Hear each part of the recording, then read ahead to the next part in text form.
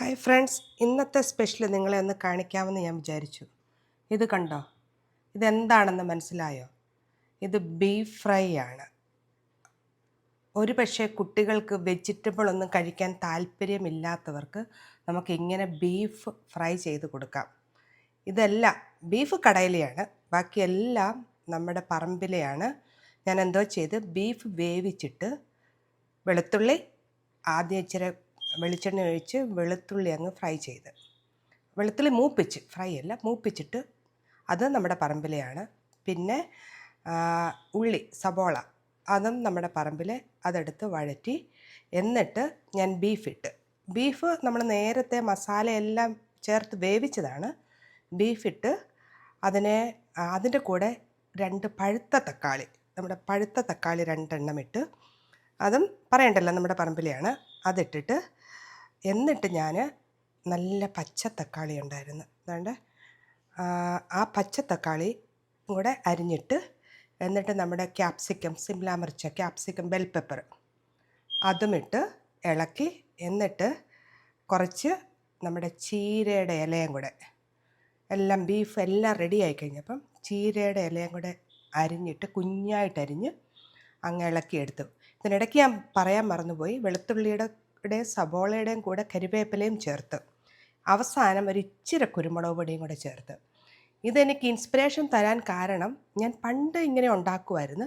ഇടയ്ക്ക് വെച്ച് കുട്ടികൾ വലുതായപ്പം പിന്നെ അവർക്ക് വെജിറ്റബിൾ ഇടുന്ന ഇഷ്ടമില്ല എന്ന് വിചാരിച്ച് ഞാനിങ്ങനെ ചെയ്യത്തില്ലായിരുന്നു. പക്ഷേ കഴിഞ്ഞ ദിവസം എൻ്റെ മോള് ചോദിച്ചു, അമ്മ എന്താ ഇതിനകത്ത് വെജിറ്റബിൾ ഒന്നും ഇടാത്തതെന്ന്. അതെനിക്കൊരു ഇൻസ്പിറേഷനായി. ഞാൻ ഉണ്ടാക്കിയപ്പോൾ, കഴിഞ്ഞ ദിവസം ഉണ്ടാക്കിയപ്പോൾ കുട്ടികളെല്ലാം നന്നായിട്ട് കഴിച്ചു.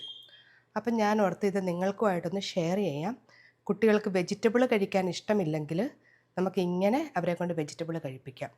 പിന്നെ ഇത് ഇന്നത്തെ ഒരു ചെറിയൊരു ഹാർവസ്റ്റാണ്. ഞാനൊരു സാമ്പാർ ഉണ്ടാക്കാൻ പോവുകയാണ്.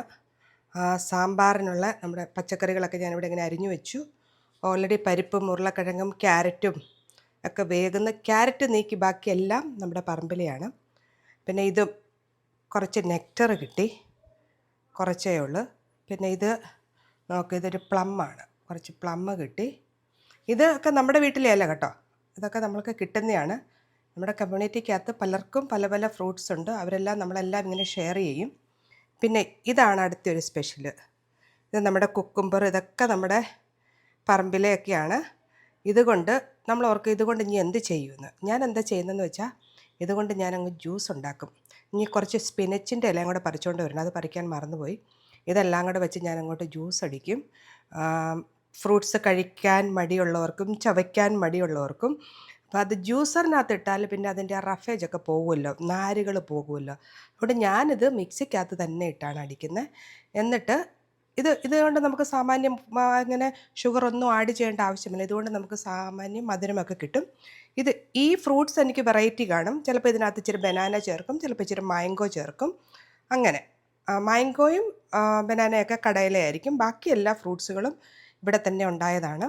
അപ്പോൾ ഇതെല്ലാം കൂടി ഞാനൊരു ജ്യൂസ് അടിച്ച്, എന്നിട്ട് ഞാൻ ഐസ് ക്യൂബ് ഇട്ട് കുട്ടികൾക്കും എല്ലാവരും ഇത് കുടിക്കും. ഇപ്പോൾ ചൂട് കാലമല്ലേ, അപ്പം നമുക്കൊരു ഏറ്റവും ബെസ്റ്റ് ടൈം ഫ്രൂട്ട്സും ജ്യൂസും ഒക്കെ കഴിക്കാൻ ഏറ്റവും ബെസ്റ്റ് ടൈം ഒരു ബിറ്റ്വീൻ 10 to 12 ആണ്. അപ്പോൾ ആ സമയത്ത്, നല്ല ചൂടിൻ്റെ സമയത്ത് ഇങ്ങനെ ഞാൻ ജ്യൂസ് ഉണ്ടാക്കി കൊടുക്കും. അപ്പം ഇതാണ് ഇന്നത്തെ സ്പെഷ്യൽ. സാമ്പാറും നമ്മുടെ ജ്യൂസും ബീഫ് ഫ്രൈയും, പിന്നെ മീൻകറിയൊക്കെ ഇരിപ്പുണ്ട്, മീൻകറിയും മോരും ഇരിപ്പുണ്ട്. പിന്നെ മറ്റൊരു കാര്യം, ഒന്നും ഇവിടെ കളയത്തില്ല, എൻ്റെ വേസ്റ്റെല്ലാം ഞാൻ എടുത്തു വെച്ചിട്ടുണ്ട്. ഇത് നമ്മൾ കമ്പോസ്റ്റ് ഉണ്ടാക്കാൻ വേണ്ടി ചെയ്യുന്നു. അപ്പം ഹോപ്പ് നിങ്ങളെല്ലാവരും ഇത് എൻജോയ് ചെയ്യുമെന്ന് വിചാരിക്കുന്നു. അപ്പം നമുക്ക് എന്താണുള്ളത് അതൊന്നും കളയാതെ പ്രയോജനകരമാക്കാത്ത രീതിയിൽ, ചിലപ്പം നമ്മൾ ഇച്ചിരി എന്താ പറയുന്നത്, കുട്ടികൾക്ക് വെജിറ്റബിൾ ഇഷ്ടമില്ലെങ്കിൽ ഇങ്ങനെ ചെയ്യേണ്ടി വരും. ഓക്കെ, എന്നാൽ ഇന്നത്തെ കാര്യങ്ങൾ ഇത്രയുമേ ഉള്ളൂ. നിങ്ങൾ എൻജോയ് ചെയ്തെന്ന് വിചാരിക്കുന്നു. Okay, bye. നിങ്ങൾ കുട്ടികളെ വെജിറ്റബിളൊക്കെ എങ്ങനെയൊക്കെയാണ് കഴിപ്പിക്കുന്നത്? വേറെ എന്തെങ്കിലും മെത്തേഡുകളൊക്കെ ഉണ്ടോ? പിന്നെ വാട്സപ്പിൽ കൂടെ മെസ്സേജ് ഇടുന്നതിലും നല്ലത് യൂട്യൂബിൽ മെസ്സേജ് ഇട്ടാൽ നല്ലതായിരുന്നു. എങ്ങനെയാണെങ്കിലും കുഴപ്പമില്ല, എനിക്ക് എങ്ങനെ മെസ്സേജ് അയച്ചാലും കുഴപ്പമില്ല. യൂട്യൂബിലായിരുന്നെങ്കിൽ നല്ലതായിരുന്നു. Okay, thank you for watching.